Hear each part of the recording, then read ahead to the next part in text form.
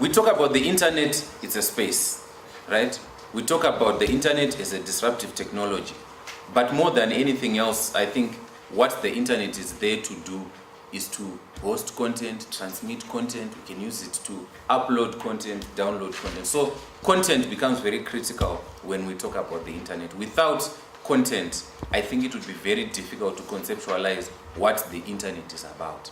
So our next presenter, Limbikani, coming from TechZim, is going to just take us through experiences of local content creation and dissemination. He's going to look at some of the opportunities and some of the challenges. When we mention opportunities, definitely we are saying opportunities not just for TechZim, but opportunities for everyone in here.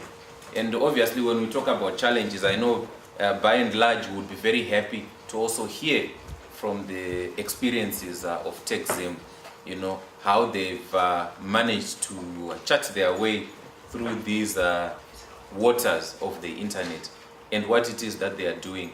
I personally would be happy to know where they see themselves in the future in terms of running an internet-based business. You remember that Verengai spoke about how 30% of the jobs that we do today will not be there in the next couple of years.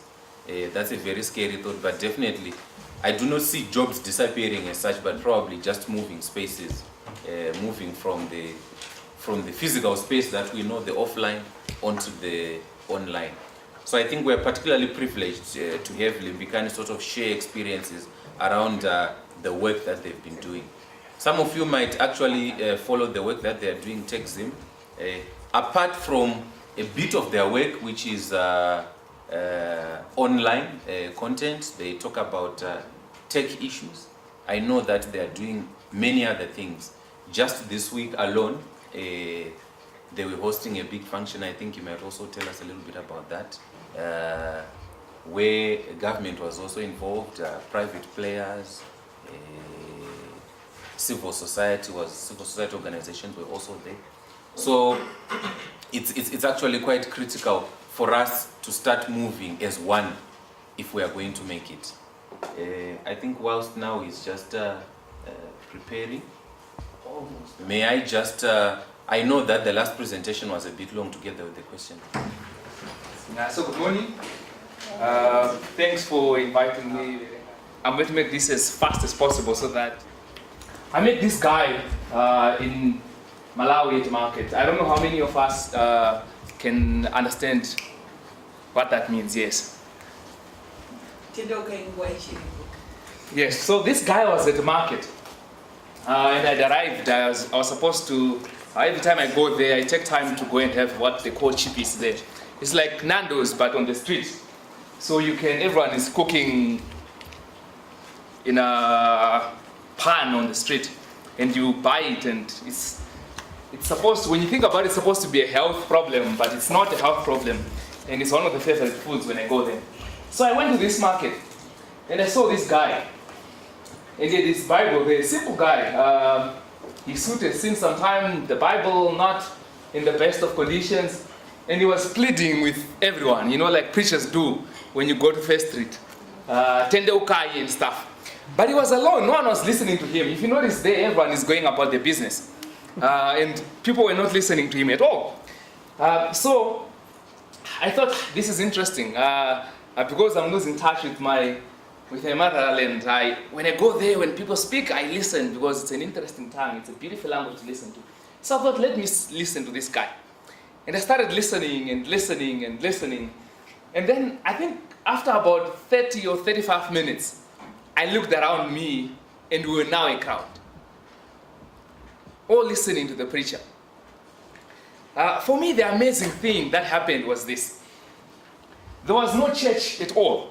There was no structure. There was no a building or an established structure for people to come and listen to this guy. And there was no authority as well. If you look at this guy, I don't think he's an authority. I mean, when you look at other preachers and the shoes they wear and the Bentleys they drive and stuff like that, he's not an authority. He's just a regular guy. He's a simple guy. But he had a message. And then the market was free. The market, literally, it was a market and it was free. He could just walk in there, start delivering his message, and people that found value started listening to him. And eventually, he had a crowd. But the most interesting thing was that being simple and being not an authority, he was just like the people around him. So the people around him could understand. The people around him were also simple, and they also live in this place. So they are peers almost. I say this because I think it relates a lot to the internet and content. The title of my presentation is Local Content Creation and Dissemination. I'm going to talk, like he said, from my experiences, not sharing them, but my experiences and what they've taught me. Those experiences may not be applicable to everyone, and they may not be necessarily true in terms of what they've led me to believe. So if you have a different perspective, I think as peers, let's talk about it in depth. The three areas have stood out for me. The one area is platforms. Platforms being the tools that enable you to create content online. And the second thing is that when it's entrepreneur-driven, that's when it succeeds. The third being that ultimately the content should be driven by the people. The content should be created by ordinary people. Ordinary people like our guy there, who's ordinary, simple man, but is able to say, I have some value in what I'm going to say, and people gather around him and listen to what he's saying. We will start with the first. I'll ask a question here. What website online is the biggest in terms of local content here in Zimbabwe? What's the biggest platform? Anyway, the biggest local content website in Zim. It's not Zim. Yes. Head out. Another one. Technoman. Another one. Classifieds. So the funny thing is that all three, classifieds is a good one, but the other two are like TechZim. They are websites that have editors and writers that create content. And the biggest is actually not those. The biggest, if you look carefully, the biggest website that has local content in Zimbabwe is Facebook. Like that gentleman was saying, they don't need an office here. They don't need to operate here, but they operate the largest website in terms of local content. Another one, the app, WhatsApp. I think in January they were reporting that they process about 100 billion images and videos a day. Not from Zimbabwe. From all over the world. But that makes them the biggest. They don't need to be here, but that makes them the biggest. If you look at their model versus the model of the Herald, it's different in only one way. Facebook is a platform. Herald and Technomag and TechZim and Daily News and Newsday and all these other platforms are publications. They gather a couple of people around and say, let's create content that people want. Facebook, on the other hand, or WhatsApp says, let's create a platform, let's create a tool that enables people to create what they want. So people share what they want. Facebook is the only one place on the internet where you go and you see content shared by peers like you. And because they're peers like you also share that content. Some break out and become big. Like our preacher there, initially he was alone. He was like me. I had a camera and I was walking through the market, like the other boys that were walking through the market, and we were all just greeting each other and doing what we were doing. But eventually, because he was providing value that was significant, people gathered around him. And in Zimbabwe, you have examples like P.O. Box, where they didn't need to go to ZBC and say, help us create the best comedy skit that Zimbabweans will love. I'm sure it was just a meeting between three guys and let's create some video. They created some video, and before anyone knew it, everyone was loving it. And they're getting more page views. I would hazard to say they're getting more page views, engaged page views, than some of ZBC's shows. But they didn't need to ask, like the preacher, they didn't need to ask a church to go and stand in front of the audience and preach. They didn't have a guaranteed audience at all, unlike ZBC that, TVs are in every house and these people are waiting to listen to us, so let's dish out content. By ZBC, obviously, I'm not meaning ZBC, I'm meaning everyone like ZBC. Like TechZim. Where we have a website and we know, so many people listen to us every day, so what an opportunity. Mr. So-and-so come and write for these people. In fact, some people approach us and say, can we write? Can we write on your platform for the people? And usually we say, let's look at what you write. And we look at it and we say, not quite ready for our platform. We know other platforms in the community that you can write for, but not ours. Because ours is special. But that's the old model that's broken. Our model is actually broken. That's the old model that's broken, where access is determined by a few individuals that think they know it or that think they hold the keys of access. It's either TechZim unlocks the door and you're able to publish the audience, or they can literally say no. On the market, there's no authority at all. You go in, you preach, if you have value, a crowd gathers around you. And I think that's special about the internet and creation of content. I'm going to mention a myth here that a lot of people, it's been mentioned so many times, it starts sounding like the truth. People say, don't build a Facebook. Because we interact with a lot of startups, when people are building their apps and they think the TechZim audience can give them some early users or early adopters, they come to us and say, we've built a very brilliant app and we think, if you write about it, it's going to be cool. And sometimes we write, sometimes we don't. But one of the very stupid advice that we used to give way back, and that was foolish, but we used to do it a lot, would say, you're building a Facebook. Facebook is there already. And someone would say, but mine will be local. And we would be like, but Facebook is local, it has local content. And we'd be like, I just want you to try. And usually we would dismiss them. But I think we're foolish and we are believing something that is totally false, but that every young techie drives confidently, that people should not create a Facebook. Now I believe everyone should create their Facebook if they want. Maybe not create an identical thing that looks like Facebook, but certainly go ahead and create a network. Go ahead and create a place where people can greet each other. Maybe they won't like each other, maybe they'll bore each other or whatever they will do.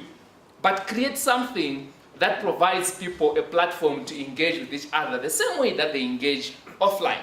In fact, you'll be surprised to find that Facebook was created in the United States and they had to shape it and mold it around cultures in the United States.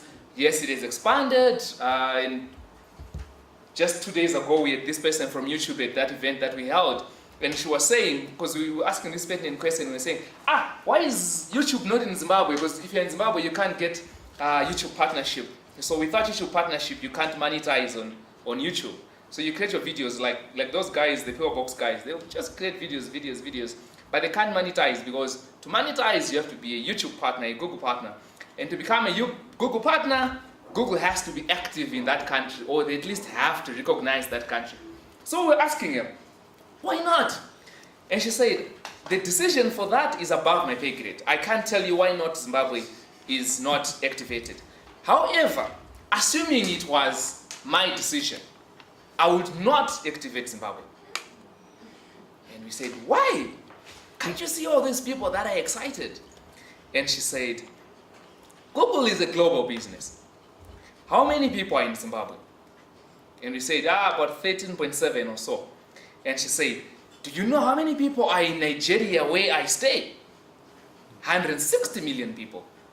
Do you know how many people are in Uganda where, I don't know how many of you watch Nkansime on Facebook, on YouTube? Yes. Do you know how many people are in Uganda where Nkansime is? 37.8 million people. Do you know how many people are in Kenya? South Africa, 40, 60 million. And then we started realizing, God, we're a small country. My point being that Facebook was created in the US. They have no mandate at all to listen to what you want. They have no hurry at all to listen to what you want. They have no hurry at all to approve a game or however app you create on Facebook that is modeled in the cultures of Zimbabwe. Zimbabweans have their own games, isn't it? As young boys, you play your own games or Nodo or things like that are Zimbabwe-like. If someone were to create a game like that on Facebook, and because of that they want some features or want it to be modeled in a certain way, Facebook is in no hurry to listen to you. They have Nigeria to figure out. In fact, before the 160 million people in Nigeria to figure out, they have China to figure out with its 1 billion people. And after China, they have India to figure out with its 1 billion people. And after India, they have Indonesia, they have Brazil with its 300 million people. We're a small country, but that becomes an opportunity, a big opportunity. What an opportunity for us to create a social network that answers to what we want. And maybe it's not even a social network. To create a platform that answers or that allows us to communicate the way we already communicate. So now I say, go ahead and build a Facebook if you want. The second thing that I mentioned is entrepreneurs. This one I'm very passionate about, but my realization again from my experiences, which may just be mine and not the correct ones, maybe I'll start with a question.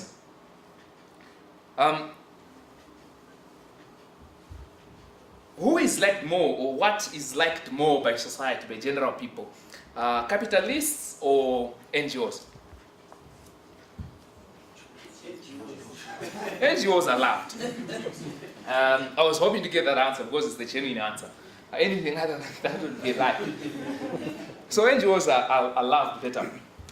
In Zimbabwe, however, maybe, what's the most hated company that you know? We're complaining about them just now. So it's not me that says that, but yeah, anyway. That hated company, because they still are, they're bloody capitalists, they are ruthlessly capitalists, they want your money. When you look at them, one, they pay the most taxes. The roads, the things around us, the water, yes, is dirty, the roads have potholes and stuff, but in that state, in that desolate state, it's that desolate state that's being paid for. Without those taxes, or without those payments that they are levied every month, it would be even worse. NGOs, I don't know how much taxes they pay. Who employs more people as an individual entity? As a single company? In the country, they are employing more people, they are paying more money in taxes, they enable communication that we never thought possible. At a time when the Chimbetus were doing that dance with that huge brick on his belt. We never thought this was possible. EcoCash, you go at any supermarket now, and it's a standard thing that, there's an EcoCash queue there, and I can go, and I can just be on the queue. 2 minutes later, I can send $50 to my mother, and then 3 minutes later, she can collect the $50. Now it happens. That was never possible. In fact, the NGOs were trying it so much before Econet. They were trying it big time. Motivations are different. The love they get in the community is different totally. But when you look at the facts, fact for fact, the private company always has more impact. It always has more impact. And it has to do with this. When you don't want to fail, when failure is not an option, like the great man Mr. Masiwa, when failure is not an option. I happen to also hate Econet, by the way. But when failure is not an option, you have to drive it. You have to drive it. You have to wait 5 years and say, you know what, just fire shit. And people call you crazy and make a sense. But you know that you have to drive it. This man knows that he has to sell these brooms. Come what may, he has to sell them. The other model, however, says, sure, we know your government is screwing you up big time. Yes, those guys are evil. Here, take some money. Tuition such, we had no cost extensions, so you better use that money. I remember I spent 7 years in an NGO, and I don't know some of you that may be at NGOs will remember this, but at the end of the, let's say a donor gives you, say, 700,000, say. At the end of 2 years, you know, you promised, after 2 years, data deliver so much tonnage of maize, data so.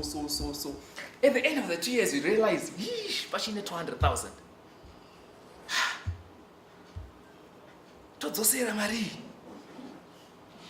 When I was naive, I used to say, yes, it's a good thing, let's give back the money. And then, one of the guys at these donor companies came, when eventually I grew up the food chain. He came and we sat in a meeting and he said, we hate it when you give us back money. And I said, why? Is that not a good thing? Then you can give it to someone else. And then he said, no, it means you were not able to estimate or budget correctly. And we give you 700,000. When we give you that money, there's someone else that has been denied that money. Now you take this money and you don't use it, and you bring it back. Why are you bringing it back? And now when he said that, I started thinking back, my managers, because now I remember, my managers, when it was 2 years and there was still 200,000, they would start spending like mad. We would buy our Land Cruisers and would go for workshops and would do stuff that, I remember then I would have the laptop I wanted. These days you can see this is broken, isn't it? But this is my laptop. Then I could have any laptop I wanted. I would just go on the Toshiba site, select 3.5, buy. Add the SATA drive, buy. Memory, buy. 4,000 laptop yashika Zimbabwe. It didn't matter. We had to spend the money. When you're an entrepreneur, a lot of guys say, but Limbikani, you can afford a better laptop. You can't be using such a laptop, surely. I say, actually, no, I can't afford it. People say, you guys, the team is now big. It's about 6 of you, 7 of you. Surely you can buy a Mercedes. I say, no, actually, we can't afford a Mercedes. When you're an entrepreneur, you're driven to make it happen. Sorry about that. I'll just have to do this.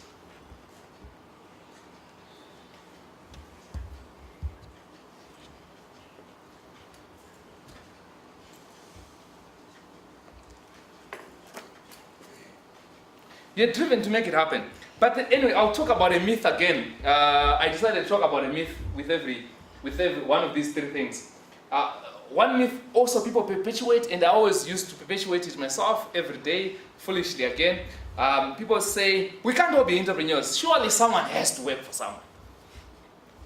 Someone has to have a secretary, a PA. We all have to have someone working for someone. I used to believe it until I realized, no, that's not necessarily true. Right now, we are all entrepreneurs. As it is, we're all entrepreneurs. We make a deliberate decision. The only difference is that the risk one is willing to take as an entrepreneur. One is willing to jump like Strive and say, let me sell my house, let me sell everything because of this dream. And then sometimes it works, sometimes it crashes the hell and he's nobody. The other entrepreneur says, let me go to school, let me get a degree, and then let me go and sell my skill. And let me sell it to the same person for 7 years, like I did to K International. You're still an entrepreneur, you're selling something. And they're paying you, every month they're paying you. In fact, some remind you when they pay your medical aid, they say, Ish, you know, this is like your obligation, but we are paying it because it's a benefit, it's this. The car, yes, you know, you can keep it after 4 years. We're paying NASA for you, and they say we're paying, you know, we're paying taxes for you. The pay as you earn, it's you paying, but we're just remitting it for you to Zimra. And indeed, it's true. It's you paying that pay as you earn. They're just remitting it on your behalf. So you're still selling something. You're still selling your skill. And the middle ground between selling to the same guy for 7 years and Masiwa who sells to 9 million guys for as long as the business lasts, the middle ground is the consultant. The consultant kind of realizes, I have something to sell here. My knowledge can be sold. And he sells it 3 months at a time for this company, 3 months at a time for this company, 3 months at a time for this company. We are already all entrepreneurs. But even if you don't look at it that way, think of if some of you have wanted some work done on the internet, because now you can get any work done. If you go on a site like Freelancer or one of these, in South Africa they have a site they call for a 50. And it says for a 50, you go on the website and if you have a job that you can do, you say for 50 Rand I can go and collect your mail at the post office. For 50 Rand I can come and type out your assignment. For 50 Rand I can teach you how to do this. For 50 Rand, whatever. And for a 50, that website is popular and it's big. Everyone is posting a job. And because of that, the internet now has enabled not only for us to create the content, but for us to sell, to be deliberate, to accept the truth that actually we are all entrepreneurs. We are all selling something to someone. So you could have a company, theoretically, you could have a company. At TechZim, we have contributors that sell us their articles regularly. And one of the best and popular ones, we should read this guy. His name is Garigaidzo. Amazing guy. But we last saw Garigaidzo 2013. Physically, Mr. Zoma, how are you? And the guys in the office, we used to have a joke every day. They would say, secretly we know Garigaidzo is you, Limbikani. You just want to write with a different name. Because they never saw him. Some came into TechZim and never saw this guy. But he's right here in Harare. We don't need to see him. He works. I was about to say he works for us. He doesn't actually. He's an entrepreneur. He sells his articles to us. We could have 5, 6 guys like that and never even have to employ anyone. Because everyone is selling something. And the point being that you can't believe the lie that we can't all be entrepreneurs. We already all are entrepreneurs. The only difference is how much risk are you prepared to take. Are you going to be with one company and sell just to that one company and make them your customer for your skill?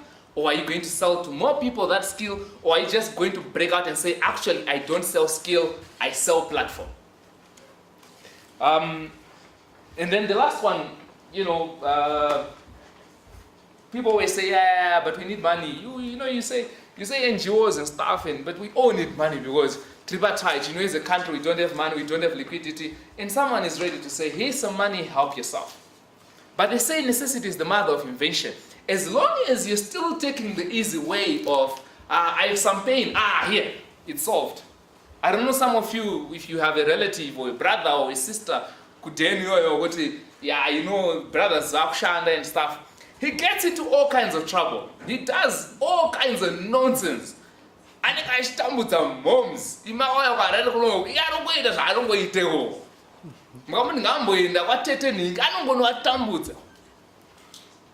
And sometimes you say, apara mosha ari kunzi ari kuenda kujere because angachidriva mota yepa next door akabva arovera. Mese munomhanya muvati, here's some cash, bail him out of prison. Here's this, help him get that. Here's some cash, let him do that. You perpetuate his problem that developed when he was 16 years old. You perpetuate it for another 15 years because you are helping him the whole time. You are feeding him the whole time. And usually these guys are now clever. By 3, 4, 5 years, they are now clever. They know they can create any story and call the big brother in Harare. Because now I have to tonyora on behalf of someone. This is what free money creates. It removes constraints. But even in big company, this was on a Google publication called Think with Google. Even big companies like them say, you know what? We have money. But Kanoshta project, no. Abanamari, no. Not for you, no. Go ahead and do it. But I need another programmer. No other programmer. Whatever he was going to do, and you think it can't be done by the team there, scrape it out. That means we can't do it. No extra resources. No whatever you think you need. Work with what's there. Now people that have high-speed bandwidth, because we're in hubs now and there's lots of internet, they say, you know what, to create a website, to do this, to create an app, you need high-speed internet. Back in 2001, when I was in Gweru 1 was not a priority for internet. There was dial-up at where I was working. And on that dial-up connection, myself and a friend created a website that became popular amongst the people that were on the internet in Zimbabwe. Very popular. And that was in 2001. There was no high-speed internet. It was unheard of. It was just dial-up internet, the slowest it can be. But we were able to download PHP tutorials, able to upload websites, able to upload images of Adachimpetu and stuff. We're creating a lyrics website. We were able to do stuff that today you tell a guy to create something and he says, but the internet is too slow. Fix the internet, then I'll start working. The third thing, the ordinary people, that content should be driven by ordinary people. I think the main drive here is that at the end of the day, authorities know what authorities know. Nothing. They know nothing. We were at this workshop where the guy that's driving the digitization at ZBC, a guy called Gelfan Kausio. So he was at this workshop that we held last 2 days ago, and he said, after the workshop, he said, no, I have one thing more to say. He said, go ahead. So he grabbed the mic and he said, you know what? The discussion that we have had here, all this stuff that you guys are talking about, you are complaining that there's no convergence of technology. You're an engineer, you understand that there's no convergence of policy. There's Potra sitting there, there's bars sitting there, and they're regulating that piece, they're regulating that piece. But people are broadcasting on the internet. YouTube is called broadcast yourself, literally. That's their tagline. And Bas says, actually, if you broadcast to 2 or more people, you have, without a license, you have broken the law. If you live stream, I hope you're not live streaming, dude. If you live stream, you've broken the law. And the guy was saying, you know what? All these things that you technocrats talk about, or you business people, you technologically savvy people talk about, the policy guys actually don't know this. Like Mr. Mshusha was saying, as an engineer, you know this stuff. And you think, this is obvious. Why is the politician doing that?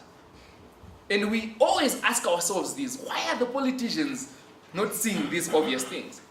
And he was saying, they don't know. They don't know, and they put bad laws because they don't know. And then the smart guy, us here, we look at ourselves as a group and we look for NGOs to put in that circle. So now that circle is private people and NGOs, and we're happy and we're talking, the government should be like this, but that means I should be fired because he has no idea how to do this. We should do this. And we're talking about all those things. The policy guys don't know, and we almost have a silent agreement that don't tell the policy guys what to do. On the other side, the policy guy is so lonely. Is so lonely. They don't know what policy to put up. At the end of the day, they go on the internet. Regulation of the internet. Policy Brazil. Download. Anyway, find Brazil replace with Zimbabwe. Done. Policy is now there. You come into the country, you look at the individuals. All the guys here, like, so. Demo murukunzi, who can live stream or break and demo. In a country like this, surely something should be wrong. It's because we don't want to feed them.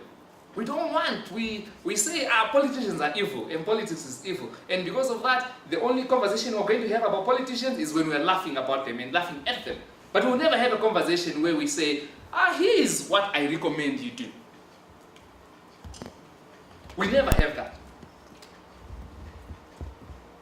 In relation to this slide, we are the ordinary people. We know what our peers want. We know what works and what doesn't work. And we have to drive that. The moment there's an authority saying, let's drive it this way, let's feed the people this information, let's disseminate information this way, totally you know that that platform is destined to die because it's controlled by authorities. On Facebook, Mark Zuckerberg is a user like all of us. He doesn't say, everyone, for today, you read my posts and you read my updates. You have a choice. You can read these updates or not. It's up to you. And yet he owns the platform. He is also a user on it like everyone else. At the top on Facebook, there is no, this is the posts by Mark Zuckerberg at the top, and then just at after him, the VPs of content and VP of advertising, and then no! I say VPs because that's what they call them, vice presidents of. I'm not referring to politicians at all. It's a free platform, and because of it's a free platform where everyone can participate, people flourish, and people become stars, like Nkansimia, like P.O. Box, like Nafuna TV. People become stars because of the value that they have. Like our preacher, he has a value. He has values that he says, you know what, I'm going to deliver this, and it might save your life.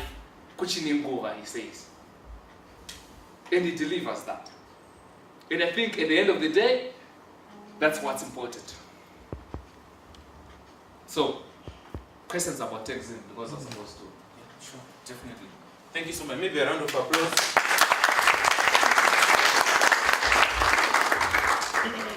You see why I was insisting on his experiences.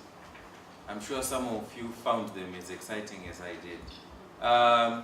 Right. Any questions for Limbikani?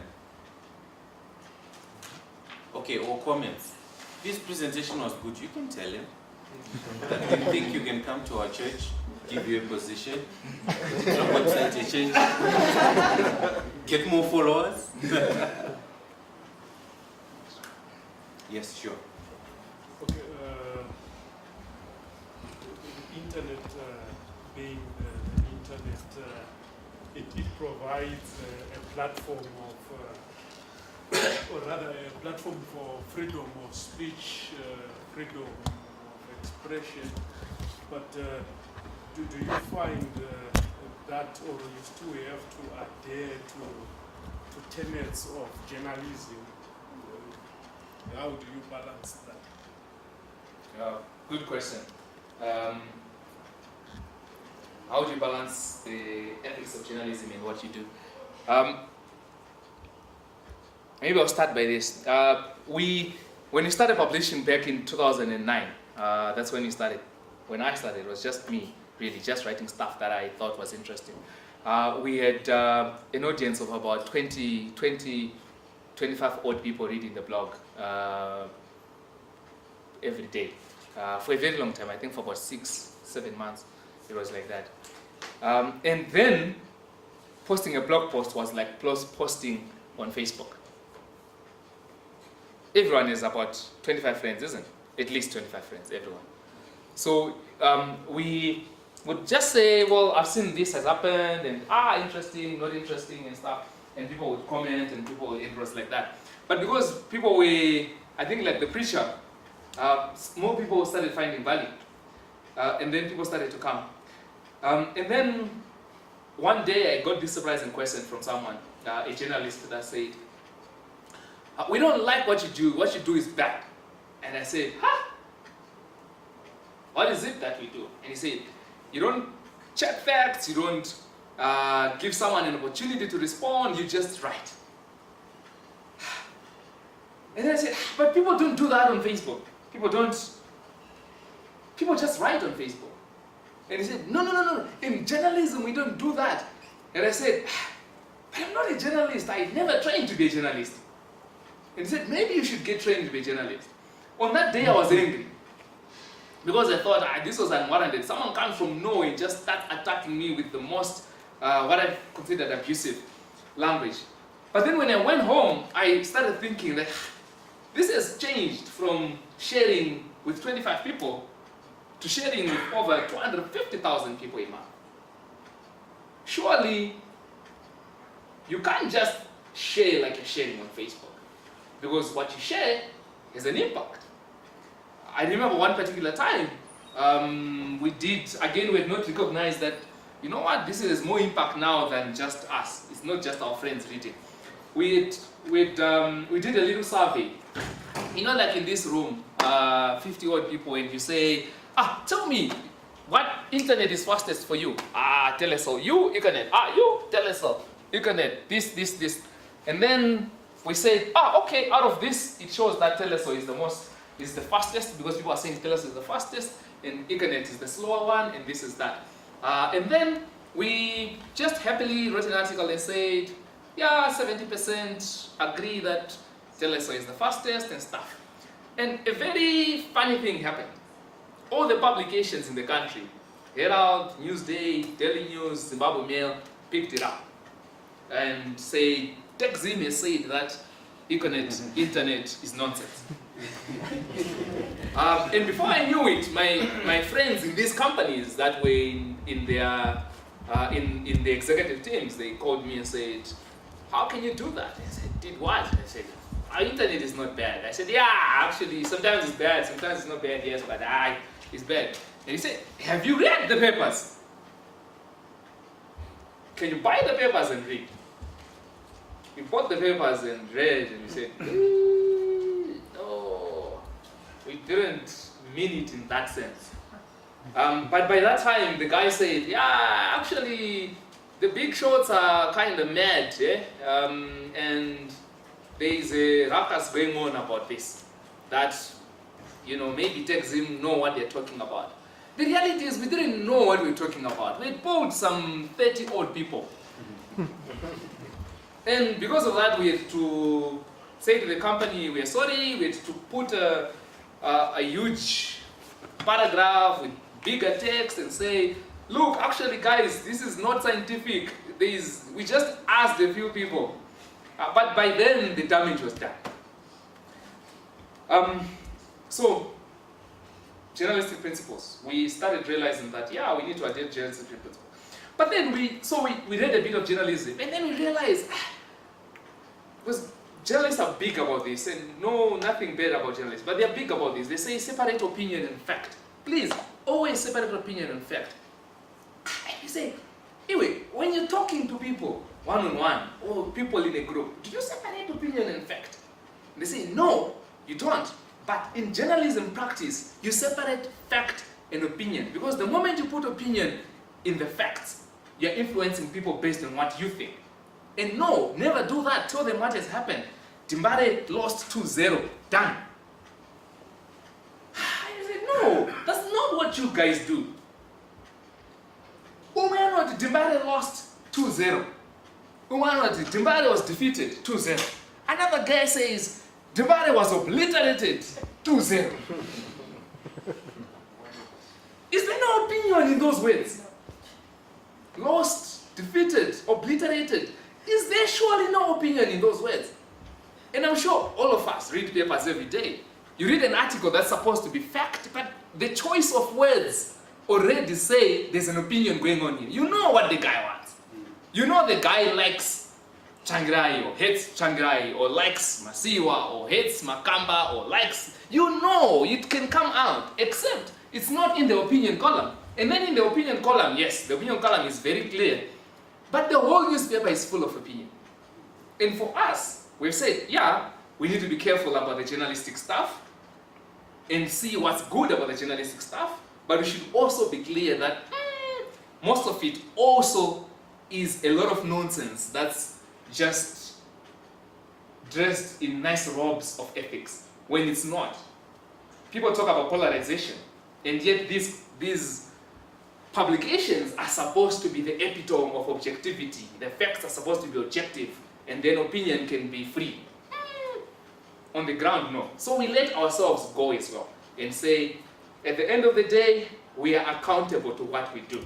We do not want to screw up anybody, but we want to be as objective as possible. But we will not pretend that we have no opinion in our articles. We always say, I think, I think, I think.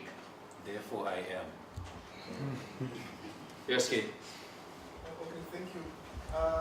You know, when you're saying the friends that we have, suppose I have 25 friends and I assume it's only 25 people getting access to what I put out there. And there was a post on the internet, it was making reference to Twitter, like saying your actual audience is about 3 times what you have. So if you've got about 15 people, so that's about 45 people that's actually reading what you're putting out there. And then I just wanted to, my question now is, what are your thoughts on disruption? Because in many cases, when you are creating content for yourself, you must disrupt maybe certain opinions or certain facts that have already been put out there, but disrupting in a positive sense. I just want to find out what are your thoughts on that, because I've seen when we look at our content that's generally coming from Zimbabwe, and you kind of put it on par with that's from outside our own borders, you find that we have got we still I mean, it's not like we don't fare comparatively, but we have a different content that we're putting out there, and I see one of the big challenges is the disruption part, how we look at that in a positive sense. You know, to join things that are probably alien to each other, something like that. What are your thoughts on disruption in content creation? Maybe before you take that one, maybe we can just take advertising, especially on local content. What has been your experience with our current pool of advertisers? Yes. You mentioned the numbers game when you started your presentation, saying Zimbabwe is inferior to other African countries. Smaller. Yeah, smaller. That presents an opportunity, but then how much have we gone as bloggers to preach that selling, to have an impact on the African continent and probably globally, other than just writing for the locals? In terms of disruption, I think as content creators, one of the things that you always have to think about is that I'm not smart. I was talking to a colleague over the weekend, and we're saying, experts have been disrupted. You know, it used to be okay to be an expert, but now, you know, anyone can be. That's what I said in response. I said anyone can be an expert, and he said, yeah, but actually, no one can be an expert now. And I said, what do you mean? And he said, you know what, if you know something and you're very good at it, like a good brother here knows a lot about Bitcoin. So when you know a lot about Bitcoin and you're big, you're an expert this very moment. In 3 months' time, if you haven't been updating yourself or if you haven't been on the map in terms of what's going on, I'm sure he accepts no more. So he was essentially saying no one has the right to come to you and say, let me teach you this. Say, no, the internet is there, let me learn for myself. So as a content creator, you always have to disrupt yourself and say, what I'm doing right now is not necessarily the stuff. There's something that's already happening. And if you look at all the big publications globally that are based on the internet, you see that trend of it always changes. The biggest player at any given time, in 6 months, they are not anymore. They've been disrupted. In terms of advertisers, we have found 2 key things. One, Google AdSense doesn't work. Doesn't work doesn't mean that doesn't give results. It gives you a bit of money, but in order to sustain an operation that makes sense, you can't rely on Google AdSense. So that removes the ads coming from outside. Internally in Zimbabwe, the advertisers, people have said that the advertisers want to be praised editorially and to have editorial content or content on that side that is praising what they do or supporting what they do. Our experience has totally been different. That is not the case. Advertisers in Zimbabwe are actually independently minded, or at least they think they are able to separate a lot of things, and they are positive in that sense. Guys that are operating on the internet as well say, advertisers don't know how the internet works. When you visit them, you explain to them the big opportunity on the internet and how they can advertise, and they don't get it, they don't get it. I think that's just a lot of nonsense. If you're not able to sell what you have, yeah, they will not understand it. But if you're able to sell the value, the results, then definitely they'll get it. If the other guy still can't get you, the problem is not him, it's you. And then the other question was on the numbers game. On the numbers game, how much have local bloggers done to reach the numbers that are here? I think the biggest mistake that local bloggers have made, and I include us in that group of mistakes, is that we have again, it's not the bloggers that have made the mistakes, the whole ecosystem as a whole, but I blame us because we should have foreseen these things. The biggest mistake is to try to create a publication as opposed to creating a platform. I think that's the biggest mistake. Because when you create a publication, you will get tired. One of my biggest inspirations, some blogs that started way back around 2005, 2004, you can tell the guy is tired. He's tired. And because of that, that institution that he had built is dying because the guy is tired. Whereas when you create a platform, it's the people that are driving the content, not you. If you focus it on you, you die. And that's why we haven't reached the numbers that are supposed to be reached in Zim. I think it's all our fault. Super. I think mindful of time, unfortunately I don't think we'll be able to take more questions. We just need to squeeze in the next presentation. But time permitting as well, I think we should be able to allow discussion to continue. A lot of valuable insight. I'm going to quit my day job. I'm going to be employed by